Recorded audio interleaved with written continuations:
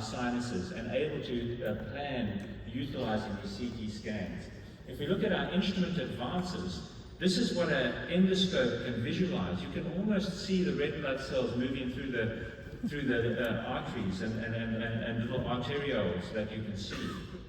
So the ability to visualize so beautifully has helped us enormously. And then development of things like the microdebrider, where you're able to cut tissue away and suction at the same time and take septations away without stripping the mucosa. These developments are really key to us changing the face of endoscopic sinus surgery. Other instruments such as suction curettes, so you can suck and you can dissect at the same time. Instruments that we can use, such as a debrider, that you can turn the opening of the debrider 360 degrees so that you can debride all in different directions, are really important to our ability to operate. And then handheld instruments, things like the Cobra. The Cobra is one of my favorite instruments. It allows you to precisely take tissue away without stripping that frontal osteomucosa, and it enables you to really be able to be delicate. And I think Andre's learning presentation this morning was fantastic, showing you how you can be so precise and delicate in the frontal, how you can preserve that type of mucosa in the frontal. And then things like the Hosemann, which is a 360-degree cutting instrument.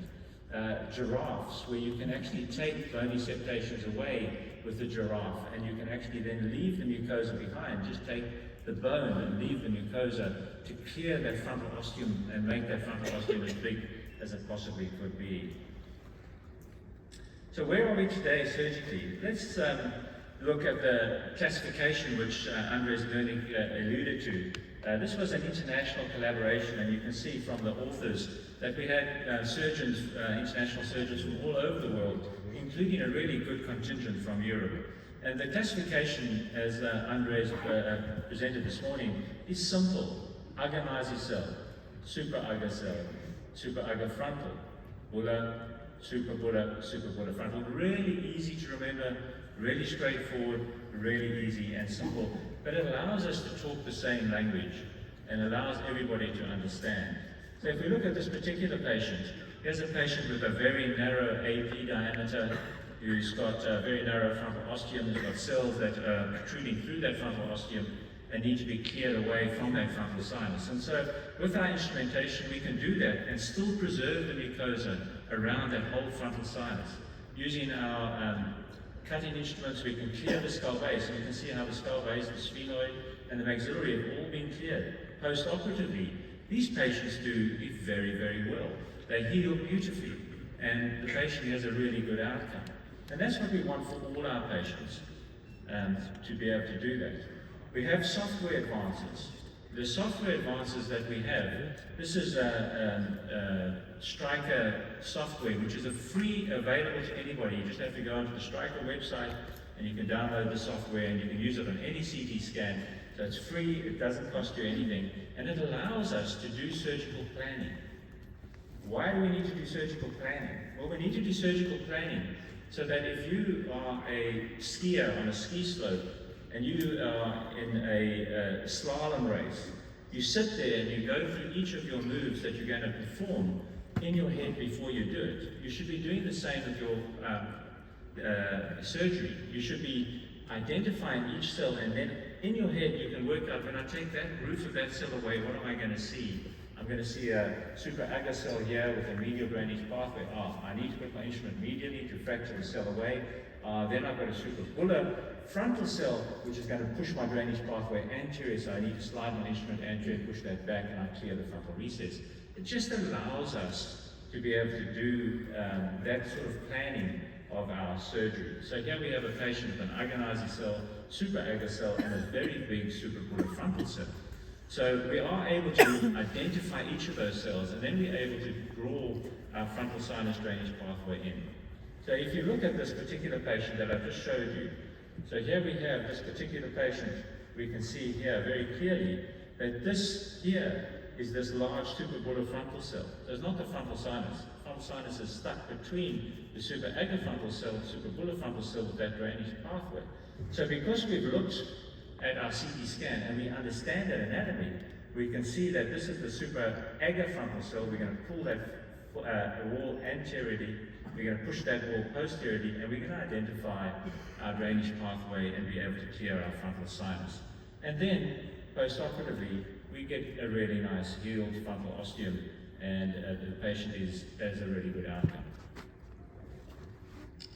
So where are we today medically? Well, we all know that chronic sinusitis is a significant group that we group all of our pathology into. And we know traditionally we've had chronic sinusitis without polyps, chronic sinusitis with polyps. But we also have chronic sinusitis which is really very mild. In other words, you've just got thickening at the base of your maxillary sinus. How do we compare all these different categories? If you take with polyps, we've got eosinophilic polyps, we've got aspirin exacerbated respiratory disease, we've got AFS, we've got ciliary dysfunctions. And we look at these, and we look at the CT scans that you see from these different groups, and they're quite different. So if you think about all of the literature that we have available to us now, all of the literature we have available to us now, based on chronic sinusitis with polyps and chronic sinusitis without polyps. But this patient is nowhere in any category similar to this patient. But we've grouped them as chronic sinusitis patients. So how are we going to utilize 20 or 30 years of data with this classification, which is really comparing apples and oranges? You can't compare the two because disease processes are not even close to being similar. You know, we have the different hypotheses about the etiology, the inflammation hypothesis, the bacterial hypothesis, the role of the microbiome. We throw in all the endotypes, the type 1, type 2, type 3 endotypes. We need to get a better classification, because if you've got really mild disease, are you going to be able to endotype that particular patient based on that very mild disease compared to the patient who's got exacerbated type 2 polyposis and significant disease on that? So the pathogenesis is something where we really need to look to the future. We need to understand how these endotypes develop. What is the sequence of events? How do they develop? Is this a sensitization of the immune system? How does that occur? What are the drivers that put that immune sensitization in place? Is it viral? We all have that scenario. We all have patients who've had completely disease-free lives, their whole life. And suddenly they have a really bad cold, and then what happens? They develop chronic sinusitis or even polyposis. Never had disease before. Is that an immune sensitization? Is there some event that's happened that sensitized that immune system so that now the bacteria that grow in that sinus are now exacerbating or pouring fuel on the fire? So, can we do better with our understanding of the pathogenesis of chronic sinusitis? So let's take an example, for instance. Let's take that middle group patient, non-polyposis patient with moderate to severe disease in the sinuses. And after surgery, we look at this patient. We've got a narrow frontal ostium, but nicely open, patent. We've got ethmoid cavity, sphenoid, and maxillary sinus all looking quite healthy. And this patient is happy. You as a surgeon are happy. We've done what we think is a reasonable job on this patient. Patient feels that everything is nicely open, well healed. We don't have any surgical where we could improve on this patient. And then we see the patient 6 months later. And what do we see? We see the polyps are regrowing. But the polyps are regrowing in the frontal ostium, in the frontal recess. No polyps are growing in the posterior ethmoid sphenoid. No polyps are growing in the maxillary sinus. Look at the other side. Same thing. Edema, polyposis in the frontal. All the other sinuses are fine. Why the frontal recess? Why do polyps reform in the frontal recess? Is it a matter of space? Is it because the maxillary is widely open, we don't get polyps forming? Is it systemic? Are there local factors? Is the bacteriology of the frontal recess different to the bacteriology of the maxillary sinus? Are there microbiome changes? So does the anatomy change in the frontal recess to the rest of the sinuses? Can we do better? We do know, though, when we do have those patients who get this recurrence, that we can manage them. We can treat them. 3 options: oral antibiotics, oral prednisolone, biologics. We know that oral antibiotics work very poorly. The penetration of the antibiotic into the mucosa is very poor, and we did a randomized controlled, double-blind randomized controlled trial with systemic antibiotics versus topicals, and showed that in our systemic antibiotics we almost had a 100% failure rate. Oral prednisolone, you can't keep giving your patients prednisolone. It's not a healthy process for them. Biologics, really, really expensive, not available. Patients who don't have polyps in Australia don't qualify for biologics. We're not allowed to give it. That's the rules that the country have made. If you don't have polyps, you can't get biologics. So what is our mainstay of treatment? It's nasal washes, mostly budesonide. If you said to me, what is the one thing that has made the most difference to your practice in your entire lifetime, I will say it's the event of us being able to deliver topical steroids in a wash bottle so that we can actually control that inflammatory process in that sinus. Topical antibiotics are normally culture driven, so we will use our topical antibiotics depending on what the bacterial cultures show. There are other options. There are colloidal silver, bacteriophage, manuka honey, topical biologics, but on a lot of this stuff is really expensive. So what can we do in the future? Can we manipulate the microbiome using bacteriophage, using topical biologics? Can we support the growth of good bacteria within those sinuses by adding bacteria to those sinuses? But they all are expensive, and what happens when we deliver these products at the moment is us being able to understand, can we deliver them in a better way? Is there a different way that we can improve things? We know that if you use a wash bottle, 95% of the wash goes down the sink. So if you want to put topical biologics, which are really, really expensive, into the nasal wash bottle and deliver them effectively, do you want 95% of them going down the sink? It's antiquated. You know, the neti pot's been around since the ages of early Greek civilization. The neti pot and washing the sinuses has been there forever. Surely in our day and age we can do a little bit better than the squeeze bottle.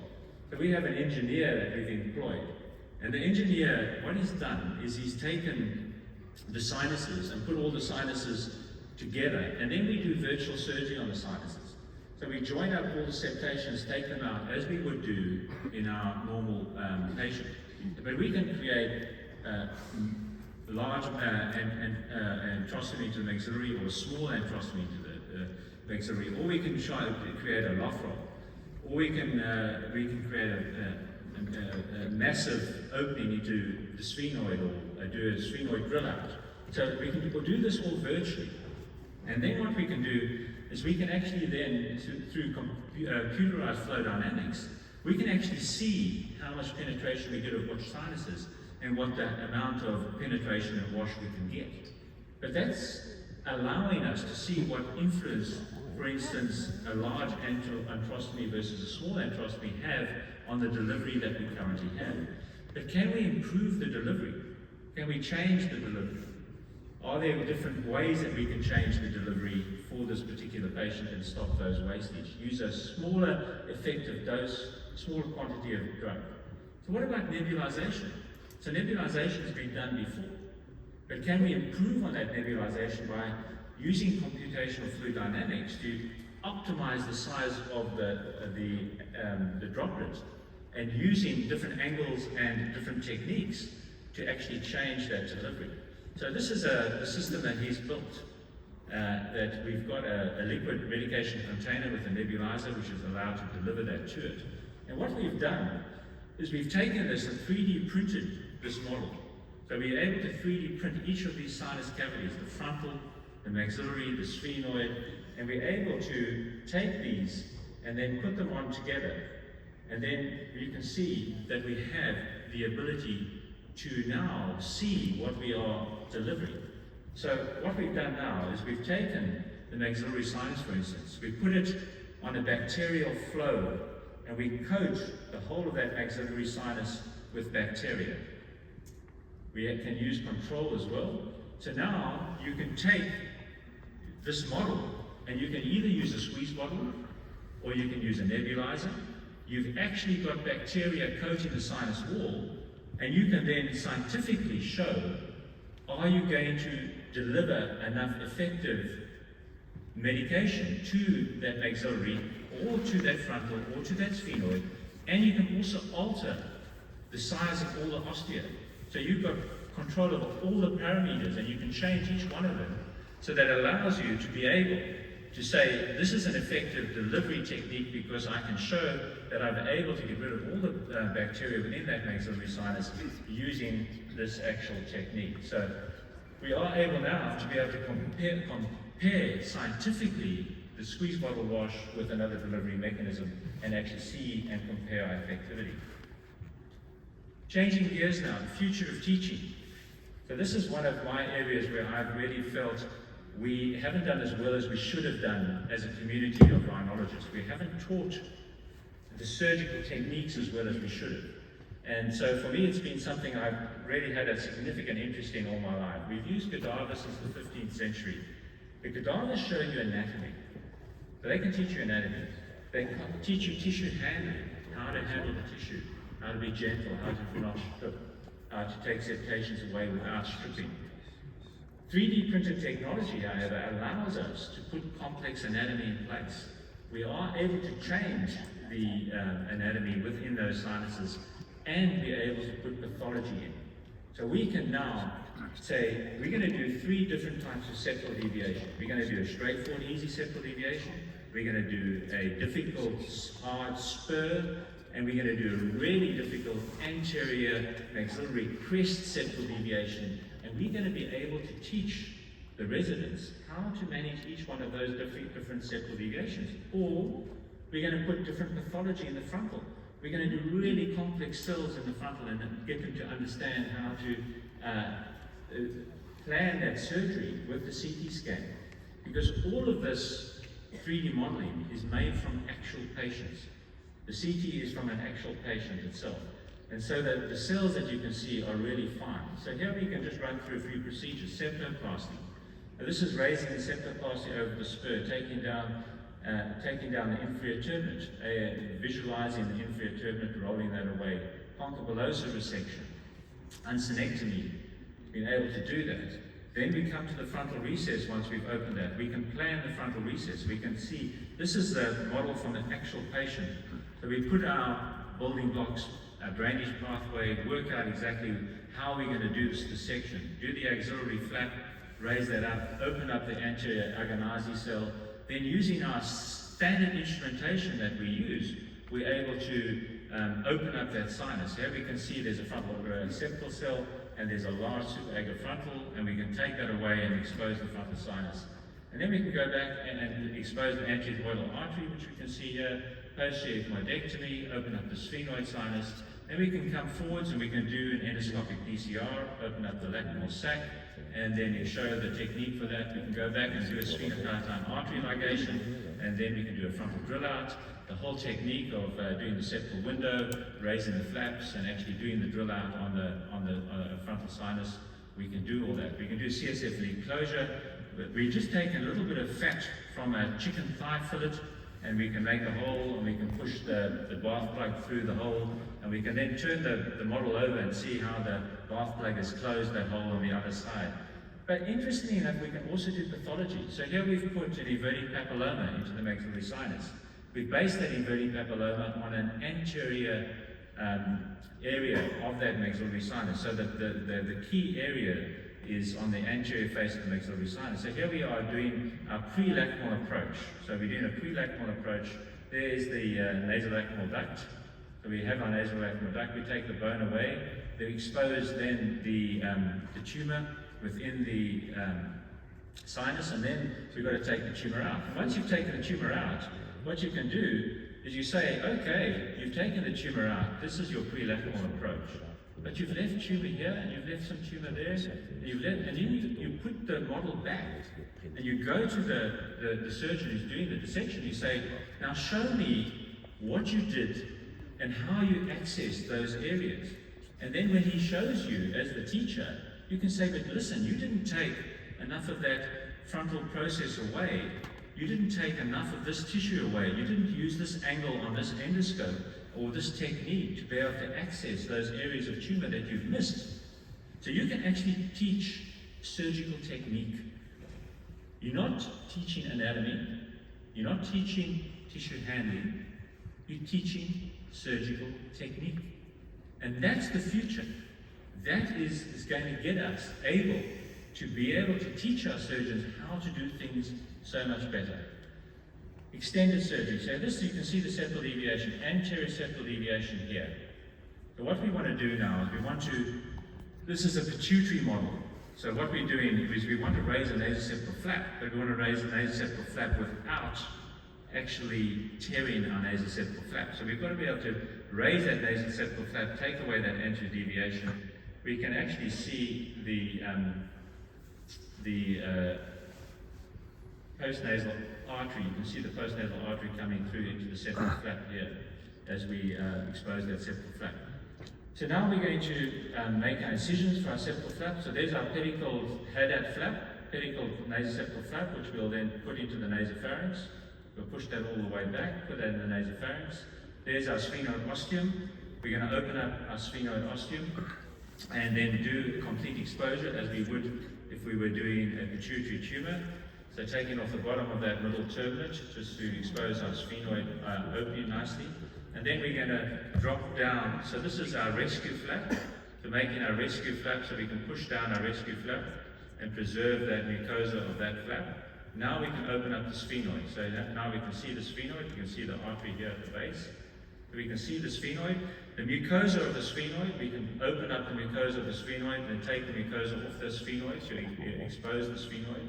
And then once we've preserved that mucosa, we can now drill on the anterior face of that and then take away that thinned out bone. This exposes the dura. So we make our incisions into the dura, and then once we take the dura away, we've got the pituitary tumor. And now we take the pituitary tumor, and what we've done is we've taken the tumor over the top of the carotids. So the tumor goes over the top of the carotid. So we can teach the technique. How do you get around the back of the carotids to take the tumor out the back of the carotids? And then once we've done that, we can then look and see, oh, there's our diaphragma. We can see the diaphragma at the top. This is the techniques of how you get around the back of the carotids to take the tumor out. You can see the residual pituitary gland here. And on this side, this is our diaphragma. Then we make a hole, we get a CSF lead. So now we've got our CSF lead. We now teach the technique of how to close the CSF lead. So how do you close a small CSF lead in a diaphragma? Then you make the hole bigger. And you say, how do you close a big hole in the diaphragma when you're doing a pituitary resection? And when you've done that, then you say, okay, well, what have we got next now? So now we want to see what happens if you hit the carotid. So you see the carotids are pulsing at the moment. So we've got our blood flowing through our carotids. So what happens if you hit the carotid? Well, you get a bleed. So now we can teach you, that's a small hole, easy to manage. We can teach the techniques about how you manage that carotid. You can take your muscle flap, your paddy, put your muscle flap and paddy, take that away, and we can make a much bigger hole in the carotid and give you a much more challenging scenario about how you're going to manage that bleed and what you're going to do in terms of actually managing that bleed in that particular patient and that sinus. So the future of surgery, of teaching, is teaching surgical technique and teaching how to manage these surgical situations. Who plays golf? I know Dominic here in the front plays golf. We have lots of golfers. I like an analogy of golfers because I play a bit of golf myself. Tiger Woods. Who plays golf like Tiger Woods? Tiger Woods. No one else. Most of us want to play golf like Tiger Woods, but we actually play golf like this. And what do we want to do? We want to be able to take all of our surgeons of the future and get them to aspire to operate like Tiger Woods. We want to create all of our surgeons with the expertise to be able to do the complex surgery, to be able to manage the difficult problems that we can and can't manage in the sinuses. So we need to have the complexity of the cases. We need to have the pathology that tests the skills for difficult situations. It's like aircraft simulation. Standardize your examinations. So you can say, from now on, if you want to do sinus surgery, you're going to have to do a dissection of a complex model, which is going to be the same for everyone. And we're going to watch you do the dissection of the complex model and see that you reach a certain standard. Then you can go and register to treat patients. You can't examine someone on surgical technique by getting them to tell you about the steps of the surgery. You've actually got to watch them operate. You can't just do it verbally. It's got to be, and this is the future, standardizing our examinations, testing our surgical skill and our surgical knowledge. So to conclude, we can really, if we think about our leaders in the past, Messerklinger, Steinberger, Kennedy, Graff, wonderful, amazing giants of our specialty who we built our current expertise on. Where are we now and where's the future? I think the future is exciting, it's challenging, it's understanding pathogenesis, it's delivering treatments which are expensive with new techniques, but doing it scientifically, being able to show that what you're doing makes a significant difference. Using our teaching methodologies that we have, understanding anatomy, and using the ability that we have to be able to standardize and improve the surgical skill level of everyone in the department. So this is the department we have in Adelaide, and most and everything that we present to you comes from the collaboration of the department.